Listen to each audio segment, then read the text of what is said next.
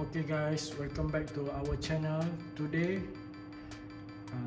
kepada sesiapa yang mesti rindukan video-video baru saya, hari ni saya nak buat unboxing the latest punya Yeezy.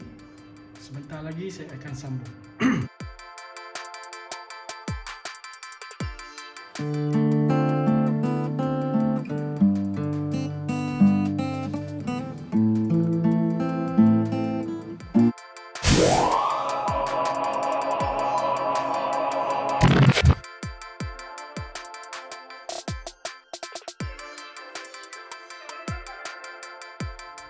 Okay guys, saya baru receive Yeezy yang paling baru drop daripada Adidas Malaysia, Yeezy Mono Clear, yang the latest lah. Okay, daripada Adidas Malaysia, Adidas Malaysia.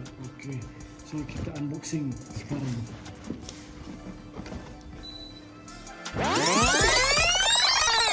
Okay, kita dah buka 350 yang the latest one. Alhamdulillah.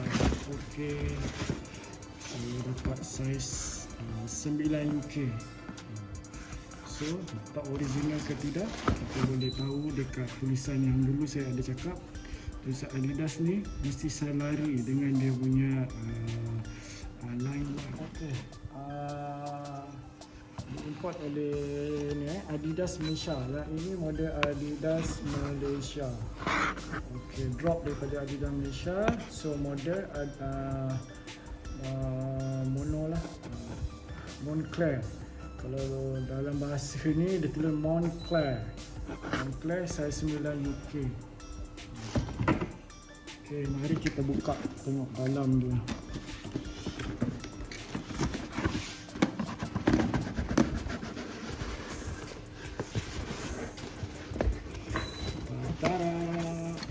Okay, jadi bos.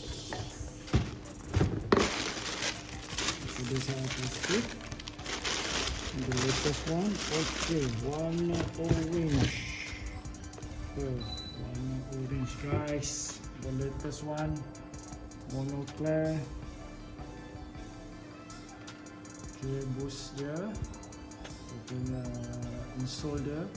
Oh sorry, bukan insole, yang luar tu. So kita boleh tengok yang lama punya model. Yang ini yang sebelum tu, yang ini yang baru.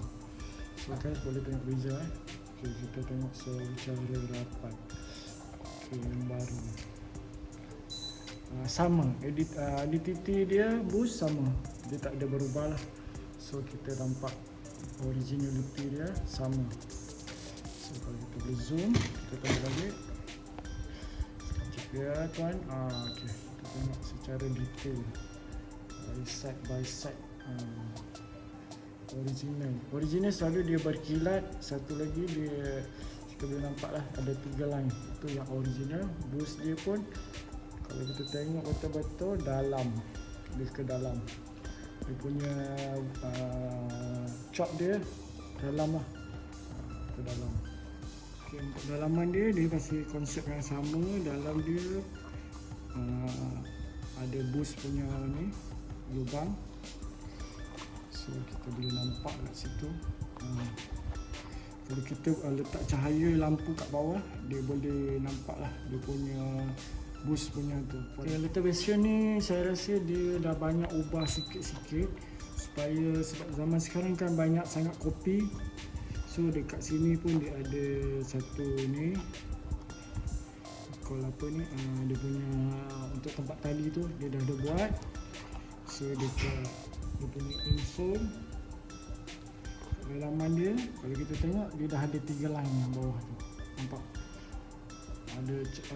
Ada 1, 2, 3 macam gambar Adidas tu kat bawah dekat ujung sekali dekat sini. Kalau kita tengok dia latest punya ni lah, dia punya identity dia. Okay, supaya orang tak boleh nak copy lah. Bukan tak boleh nak copy, orang copy kita tahu itu bukan original.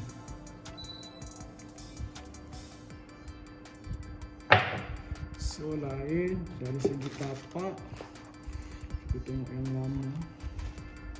Okay, tapak pun sama, tak ada perubahan. Jadi kita tengok, cuma yang lama dia ada jahitan macam ni, yang baru tak ada.